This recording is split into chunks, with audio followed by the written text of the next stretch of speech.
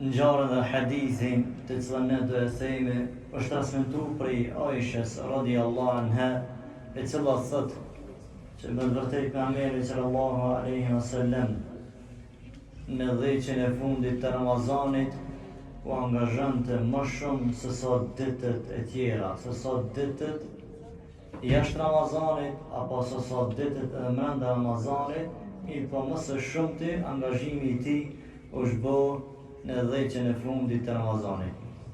Për këtij hadithi të vëllezër e kuptojmë këto, që pejgamberi sallallahu alaihi wasallam që në fillim të Ramazanit pas ka pas nijet, mirë po në dhjeqen e fundit të Ramazanit pas ka ndryshuar nijeti i tij.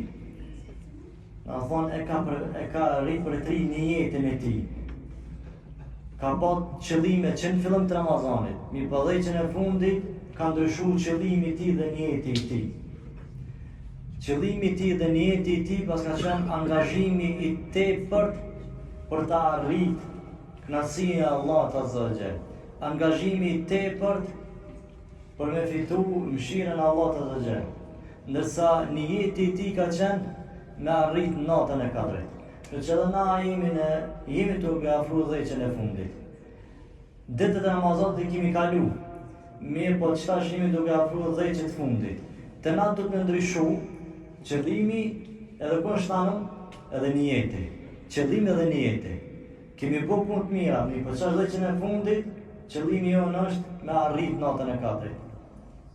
Nijeti në fakt është me arrit natën e Kadrit. Qëllimi jonë është që me arrit kënaqësinë e Allahut, falën e Allahut azza wa jall, dhe shko është ajo më e mirë. Që ju vëllezër, kjo është këshill e shkurtë që ne fitojmë prej rasteve të jetës profetit, që dhjeqen e fundit tek ai e ka ripërtri nijetin, qëllimin e tij. Që lutem Allahu azza wa jall që edhe në këto ditë të fundit të Ramazanit ndryshon qëllimi jon dhe nijeti jon. Allah na bëjë të ya rabbel alamin.